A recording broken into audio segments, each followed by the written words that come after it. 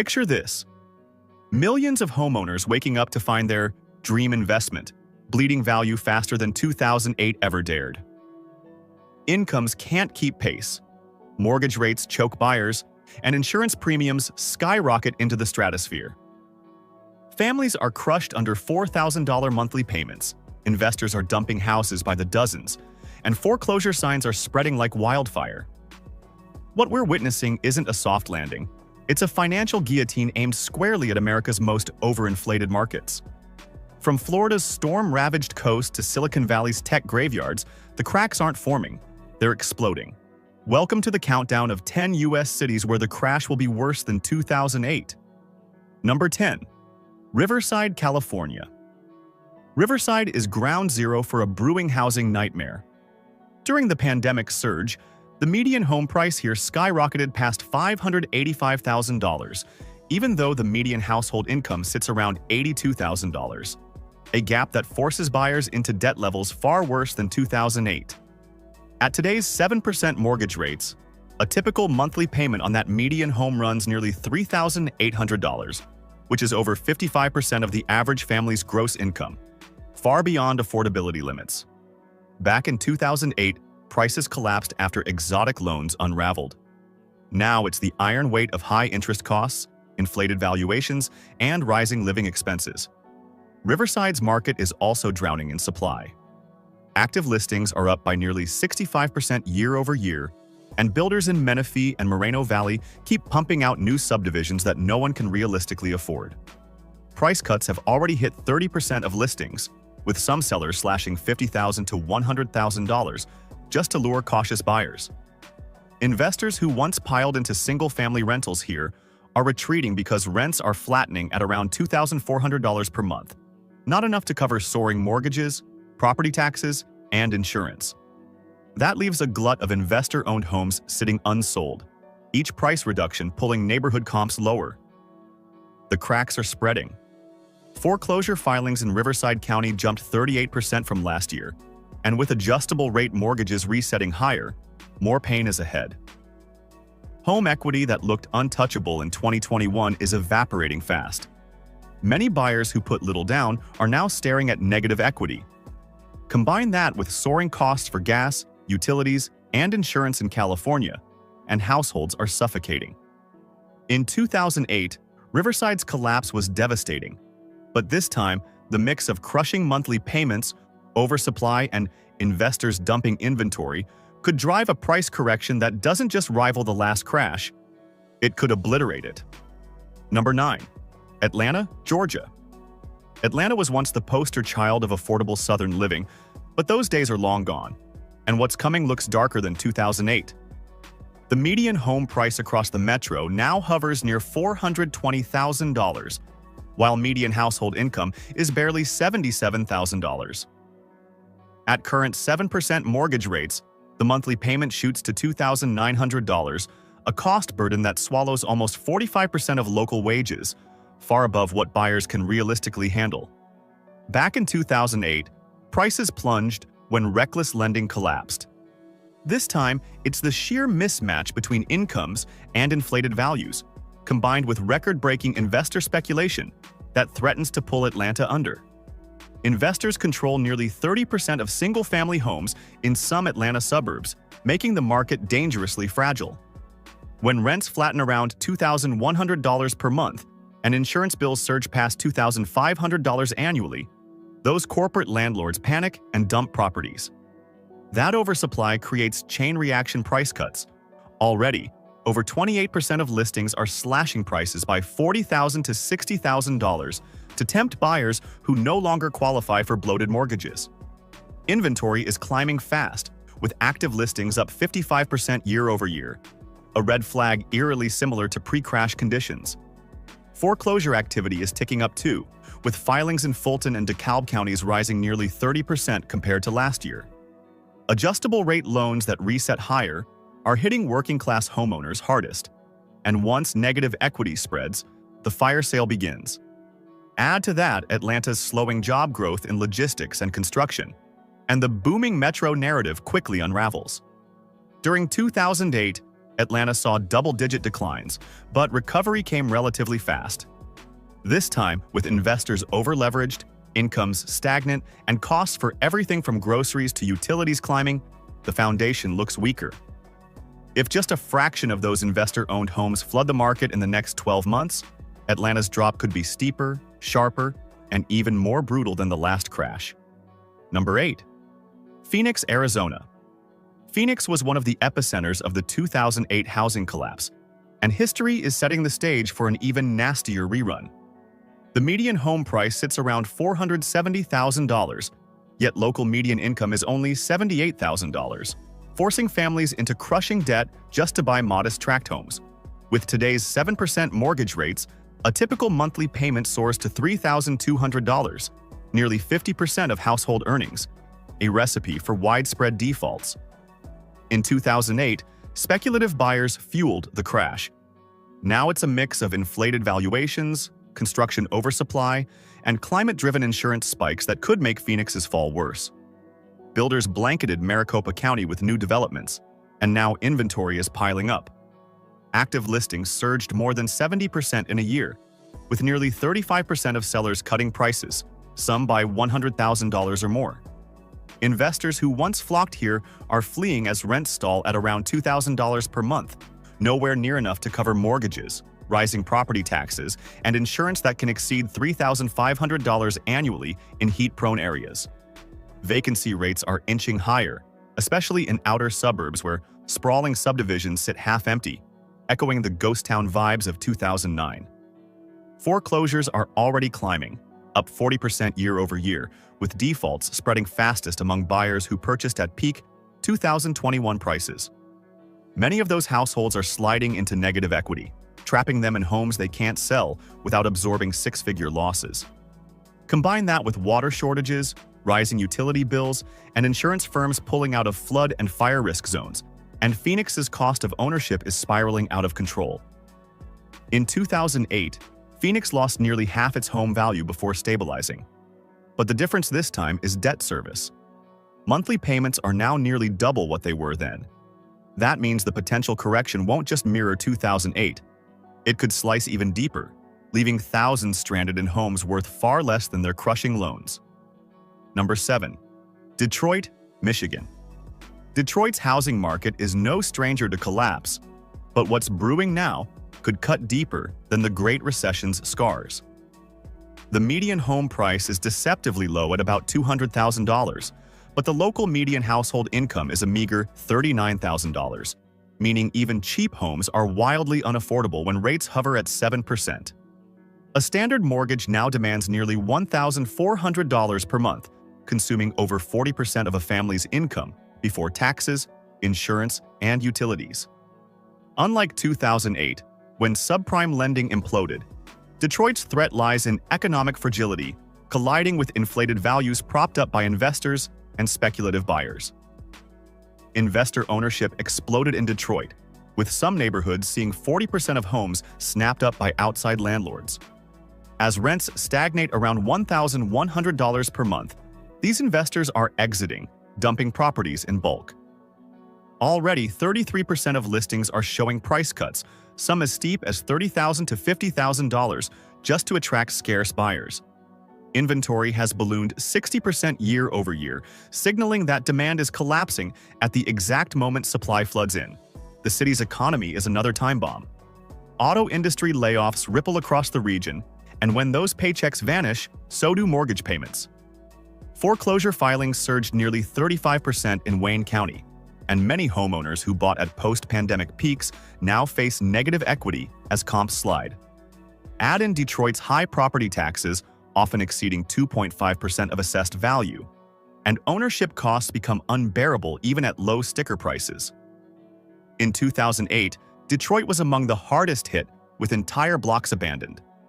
But now, inflated investor portfolios, stagnant wages, and a fragile economy mean the next downturn could erase gains even faster. Instead of a slow bleed, Detroit risks a brutal freefall where affordability vanishes, equity evaporates, and neighborhoods collapse under a wave of distressed sales worse than the last crash. Number 6. Tampa, Florida. Tampa's market has turned into a powder keg, and the numbers scream danger. The median home price exploded to nearly $430,000, yet the median household income lingers around $70,000. At today's 7% mortgage rates, the monthly bill on that home sits near $2,950, which eats up more than 50% of a family's gross income. That is unsustainable. Back in 2008, Tampa's collapse was triggered by reckless loans. Today, it's the toxic mix of inflated values, surging insurance premiums, and hurricane risk pushing ownership beyond reach. Florida's insurance crisis is front and center here. Annual premiums in the Tampa Bay area have rocketed past $6,000, and some waterfront homes are uninsurable altogether. Sellers who bought in 2021 at peak prices are now desperate. 30% of listings already show price cuts, with reductions as high as $70,000. Inventory has jumped 60% year over year, and builders continue flooding the suburbs of Pasco and Hillsborough counties with new construction, worsening the oversupply. Rents, meanwhile, have flattened around $2,100 per month, leaving investors cash flow negative.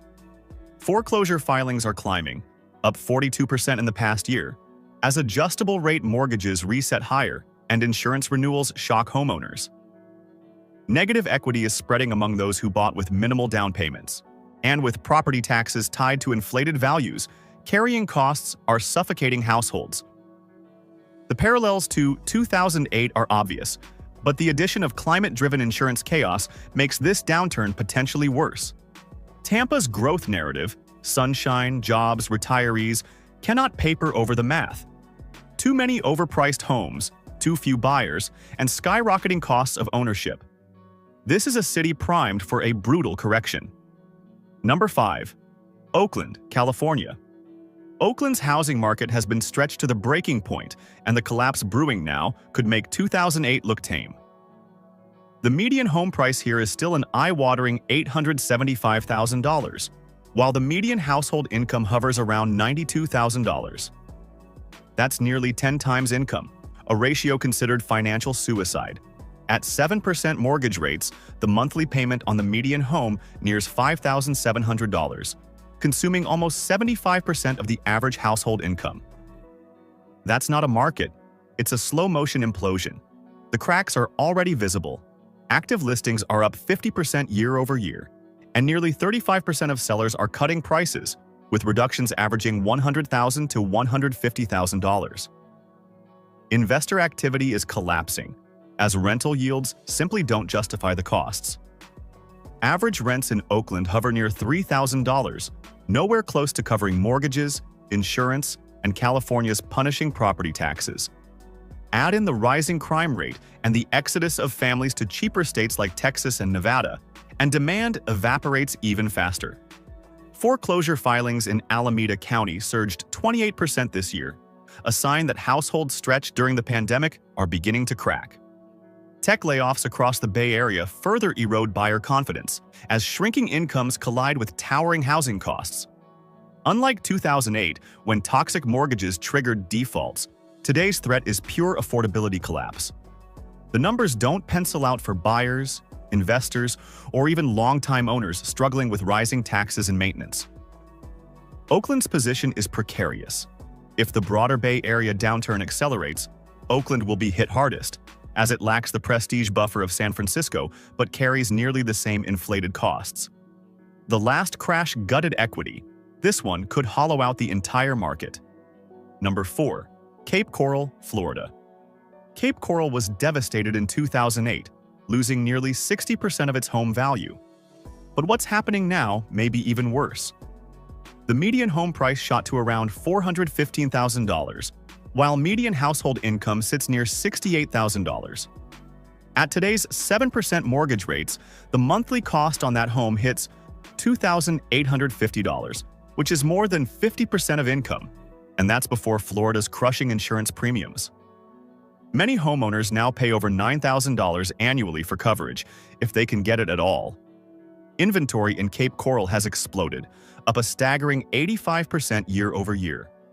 Nearly 40% of active listings have already slashed prices, some by $100,000 to $120,000. Rents, once touted as strong, have stalled at around $2,000 per month, leaving investors bleeding red ink. Builders added thousands of new homes during the pandemic boom, and those subdivisions now sit half-empty, echoing the eerie silence of the 2008 crash. Foreclosures in Lee County jumped 45% in the past year, and homeowners who bought at peak valuations are already falling underwater. Negative equity is spreading like wildfire, trapping families who can't sell without losing tens of thousands. Combine this with the hurricane risk. Hurricane Ian alone caused $113 billion in damages, and you have buyers fleeing in droves. Property taxes on inflated valuations make the cost of ownership even worse, forcing fire sales that accelerate the downward spiral. In 2008, Cape Coral became the poster child of America's housing collapse. Today, with even higher insurance premiums, more speculative building, and households more financially fragile, the coming correction could strip away equity faster than last time. Cape Coral isn't just vulnerable, it's already in freefall, and the bottom may be much further down than anyone expects. Number 3. Las Vegas, Nevada. Las Vegas is the ultimate boom and bust city, and the signs point to another brutal collapse, one that could easily rival or even outpace 2008. The median home price in Vegas still hovers around $430,000, yet the median household income is barely $72,000. At 7% mortgage rates, that translates to monthly payments over $2,950, eating more than 50% of gross income. Back in 2008, Vegas lost nearly half its housing value. Now, with today's extreme affordability squeeze, oversupply, and investor pullback, the decline could cut even deeper. Inventory has surged.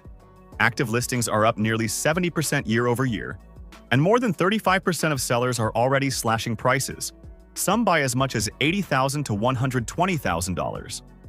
Investor ownership remains high, especially in condos and single-family rentals, but rents have flatlined at about $1,900 per month. Rising HOA fees, insurance premiums over $3,000 annually, and high property taxes make cash flow nearly impossible. So institutional investors are dumping homes en masse. That flood of inventory pushes comps lower and accelerates price cuts. Foreclosure activity has climbed 40% in Clark County, with defaults concentrated among buyers who stretched during the 2021 frenzy. Many are now sliding into negative equity, unable to refinance, and staring at losses they can't absorb. Unlike in 2008, today's crash risks are compounded by Vegas's economy. The tourism sector is softening under inflation, higher travel costs, and fewer international visitors. When casino jobs shrink, housing demand shrivels alongside them. Las Vegas has always been a high-stakes gamble. In 2008, it was a wipeout. But today, with higher borrowing costs, fragile employment, and speculative inventory rotting on the market, Vegas could endure a steeper, sharper collapse. The Strip may shine bright, but its neighborhoods are already dimming fast. Number 2. San Jose, California. San Jose is perched at the top of America's housing bubble, and if it bursts, the fall could be catastrophic. The median home price is an astronomical $1.4 million, while the median household income sits around $136,000. That's still more than a 10-to-1 price-to-income ratio, one of the highest in the nation. At 7% mortgage rates, a typical monthly payment exceeds $9,200, nearly 82% of the average household's income. It's unsustainable by every measure. Inventory has been climbing, with active listings up 45% year over year, and nearly 30% of homes are cutting prices, reductions often exceeding $200,000.